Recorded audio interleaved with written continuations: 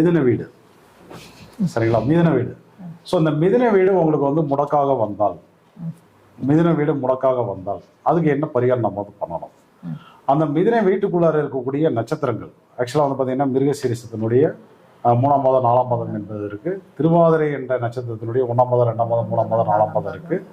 அது இல்லாமல் புனர்பூச நட்சத்திரத்தினுடைய 1 2 3 பாதங்கள் வந்து அந்த வீட்டில் இருக்கு. இப்போ அந்த வீடு முடக்கானால் என்ன பண்ணணும்? அந்த வீட்டுக்குள்ளார இருக்கக்கூடிய நட்சத்திரங்கள் ஏதாவது பாதிப்பை உங்களுக்கு தந்தால் அதை என்ன பண்ணணும் அப்படிங்கிறத நம்ம வந்து இப்போ பார்ப்போம். இப்போ வந்து மிதுன வீடு எங்களுக்கு முடக்கு, எங்களுக்கு வந்து முடக்கதிபதி தான் வந்து புதன். ஸோ அப்படின்னு தெரிஞ்சவர்கள் வந்து நிறைய பேர். ஏன்னா இன்னைக்கு வந்து என்னன்னா திதியோகாரண ஜோதிட முறையில் நிறைய பேர் வந்து ஜாதக பலன்கள் வந்து பார்க்குறாங்க. ஸோ அதனால வந்து என்னன்னு கேட்டிங்கன்னா அது வந்து நிறைய பேருக்கு தெரிஞ்சிருக்கு. ஸோ அது வரையும் ரொம்ப சந்தோஷம்.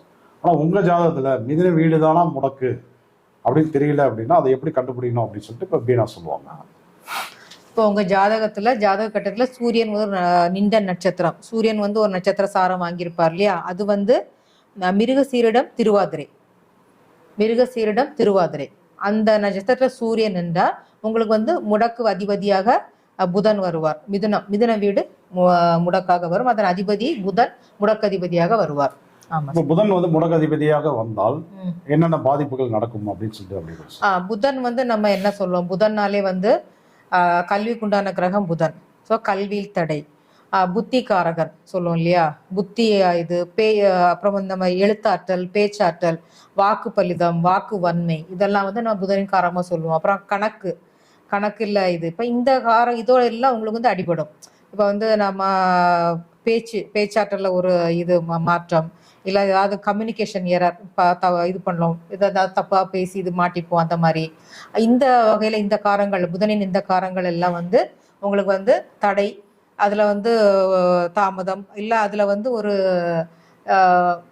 தோஷமா உங்களுக்கு வந்து இந்த இப்போ இந்த புதனோட காரங்கள்லாம் சொன்னீங்க. அதில் வந்து அப்படின்னா அந்த குலதெய்வம் குலதெய்வம் உண்டான கிரகமே வந்து புதன் தான். அப்ப வந்து நிறைய பேர் குலதெய்வம் தெரியாம போயிருக்கும், குலதெய்வ கோவம் இருக்கும், குலதெய்வ சாபம் இருக்கும், அந்த மாதிரி பிரச்சனைகள். அது இல்லாமல் வந்து பாத்தீங்கன்னா டாக்குமெண்ட் ரீதியான பிரச்சனைகள். அதாவது என்னன்னா இப்போ பத்திரப்பதிவு எல்லாம் பண்றாங்க. ஆமா ஆமா, அதுல வந்து பிரச்சனை வந்து ரெஜிஸ்ட்ரேஷன்ல நம்ம இது பண்றோம், அது ஏதோ தள்ளி போறது, இல்ல அதுல வந்து ஏதோ ஒரு வில்லங்கம் வருது, நிறைய வில்லங்கெல்லாம் போறது, அந்த பினாமி அப்படிம்பாங்கல்ல, அந்த மாதிரி பிரச்சனைகள் வருது.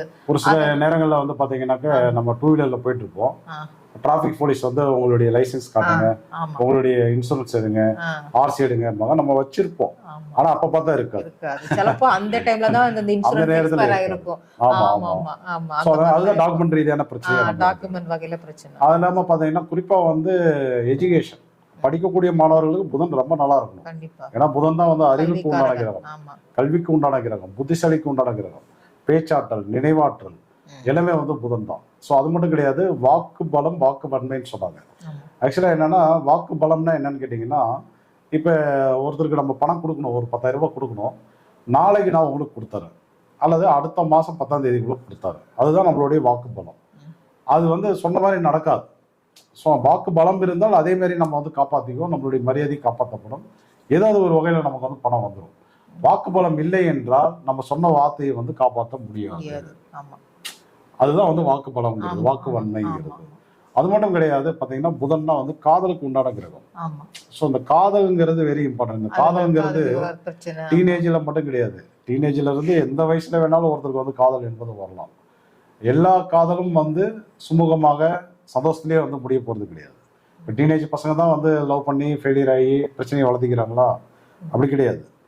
காதல் என்பது பல வகைகளில் யாருக்கு வேணாலும் எப்படி வேணாலும் உருவாகலாம். ஸோ அந்த வழியிலலாம் உங்களுக்கு வந்து பிரச்சனைகள், பாதிப்புகள் நடந்துட்டு இருக்கு அப்படின்னா டெஃபினட்டாக இவங்க ஜாதகத்தில் பார்த்தீங்கன்னா புதன் வந்து முடக்கம். ஸோ இதுதான் வந்து புதனுடைய பாதிப்புகள். அதுலேயும் குறிப்பாக இது வந்து என்னன்னாக்க, இப்போ வந்து புதனுக்கு 2 வீடுகள் இருக்கு இல்லையா? ஒன்று வந்து பார்த்தீங்கன்னா மிதுனம், மற்றொன்று வீடு வந்து பார்த்தீங்கன்னா கன்னி. இரண்டுமே புதன் தான், ரெண்டுமே இதே மாதிரி வேலை பார்க்கும். ஆனா வந்து காலப்புருஷ தத்துவப்படி மிதுனம் என்பது 3ஆம் இடமா வர்றதுனால இங்க வந்து பாத்தீங்கன்னா பர்டிகுலரா வந்து இந்த கம்யூனிகேஷன், காதல், பேச்சுவார்த்தைகள், இதுலலாம் வந்து பாதிப்புகள் வந்து நிறைய நடக்கும் நமக்கு. அது நீங்க கன்னி வீட்டுக்கு போயிட்டீங்கன்னா அந்த பலன்கள் வேற மாதிரி மாறணும், புரிஞ்சுட்டீங்களா? ஆமா. அப்ப இந்த மாதிரி எல்லாம் உங்களுக்கு வந்து பாதிப்புகள் இருந்தால், அதுலயும் குறிப்பா வந்து நீங்க வந்து இப்ப வந்து குறிப்பிட்ட நாம யோகம், குறிப்பிட்ட திதியில பிறந்திருந்தீங்கன்னா இன்னும் பாதிப்பு வந்து அதிகமா இருக்கும், கண்ணாப்பண்ணான்னு இருக்கும், தாங்கவே முடியாது, அந்த அளவுக்கு இருக்கும். இப்போ புதன் அவயோகியா வரக்கூடிய நாம யோகம் என்ன? புதன் அவயோகியா வந்தா அதிகண்டம் அதிகண்டம் வஜ்ரம் சுப்ரம் இந்த நாமத்துல அதிகண்டம் வஜ்ரம் சுப்ரம் இதுல பிறந்தவங்க புதன் அவயோகியா. ஆக்சுவலா வந்து என்னன்னா உங்களுக்கு வந்து புதன் வீடு வந்து முடக்கு வீடா வந்துட்டு புதன் முடக்கு அதிபதியா வந்து நீங்க வந்து இந்த அதிகண்டம் வஜ்ரம் சுப்பிரம் நாம யோகத்தில் பிறந்திருந்தால் இந்த பாதிப்பு எப்படி இருக்கும்னா வந்து 100க்கு 1000 மடங்கு பாதிப்பு வந்து நடந்துட்டு இருக்கும், கண்ணாப்பின்னா நடக்கும், பாதிப்பு வந்து ரொம்ப ஓவரா இருக்கும். அதே போல திதியில வந்து பாத்தீங்கன்னா புதன் திதி சூன்யமா, பஞ்சமி திதி, பஞ்சமி அஷ்டமி, வெரி குட் வெரி குட். இந்த 2 திதியில பிறந்திருந்தீங்க அப்படின்னாலும் பாதிப்பு வந்து கொஞ்சம் தூக்கலா இருக்கும், இந்த பிரச்சனைகள் எல்லாமே அதிகமா இருக்கும். சப்போஸ் உங்க வீட்டுல யாராவது குழந்தைகள் யாராவது படிக்கிறவங்க இருந்து சரியா படிக்கலன்னா அந்த ஜாதகத்தை எடுத்து பாருங்க, அவங்களுக்கு வந்து முடக்கு வந்து புதனா இருக்கா, அல்லது வந்து அவங்க பஞ்சமி தேதியில பிறந்திருக்காங்களா, அஷ்டமி தேதியில பிறந்திருக்காங்களா, அதிகண்டம் வஜ்ரம் சுப்பிரம் இந்த நாமயோகத்துல ஏதாவது பிறந்திருக்காங்களா அப்படின்லாம் வந்து பாருங்க, அது வந்து பலன் அப்படியே தான் இருக்கும். ஆமாம்மா, அது வந்து வெரி டேஞ்சரான அமைப்பு. சப்போஸ் அந்த மாதிரி இருந்தால் நீங்க என்ன பண்ணணும் அப்படின்னு கேட்டீங்கன்னா, நம்ம தேருக்கே பேர் போன ஊர் திருவாரூர் தேர் தான் இல்லைங்களா, திருவாரூர் தியாகராஜர்.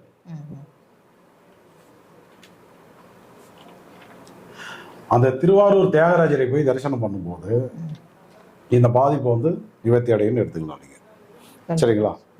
இது ஏதோ நம்ம வந்து புத்தகத்தில் படிச்சுட்டு வந்து சொல்ல கிடையாது.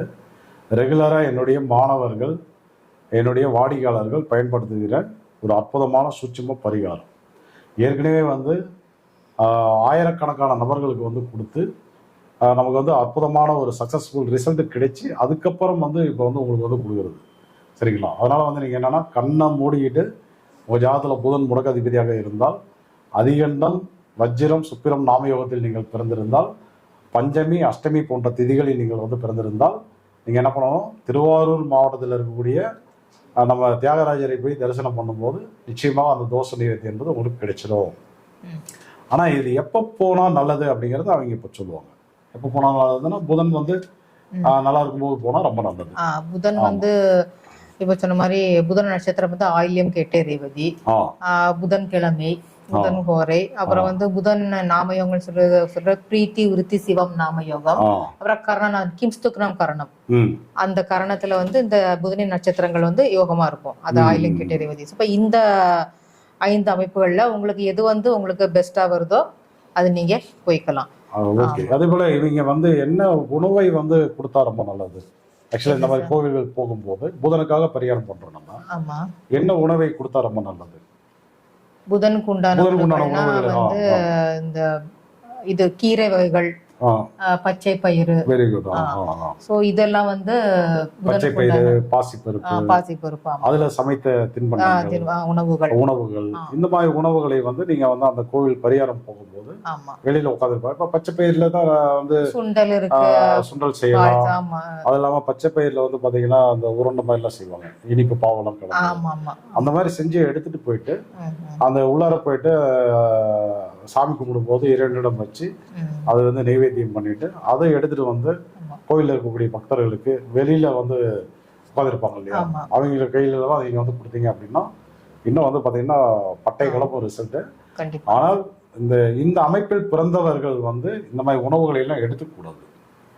ஆக்சுவலா புதனுடைய உணவுகளை எல்லாம் வந்து தானம் கொடுக்கணும். அவங்க புதனுடைய உணவுகள் என்னென்ன சொல்லுங்க. இப்போ வந்து புதனுடைய உணவு ஆயில்யம் கேட்டை ரேவதி, அந்த உணவுகள்லாம் கொஞ்சம் சொல்லுங்க.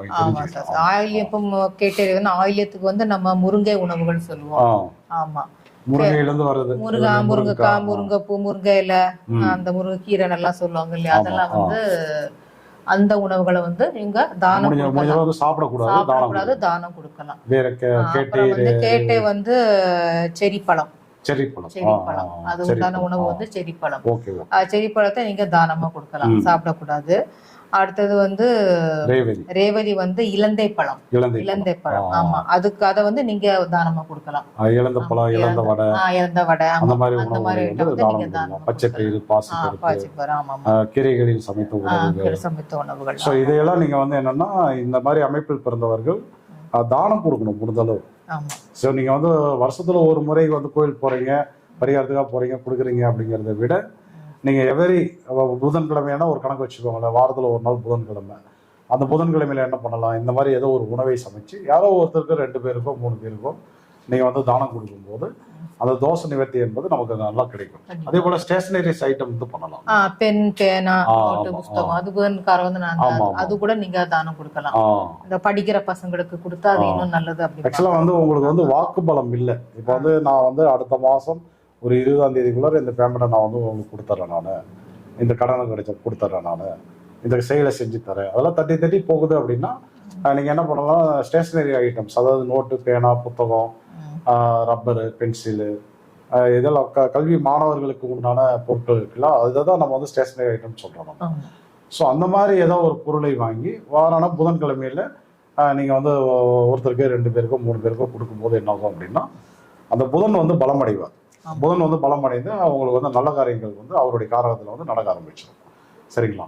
இப்போ அடுத்தது வந்து என்னன்னு கேட்டீங்கன்னா, அந்த உள்ளார இருக்கக்கூடிய நட்சத்திரம் வந்து மிருகசீரிஷம், திருவாதிரை, புனர்பூசம். மிருகசீரிஷத்துக்கு இப்பதான் பார்த்தோம் இல்லையா, நிறைய விஷயங்கள் பேசணும். ஆக்சுவலா வந்து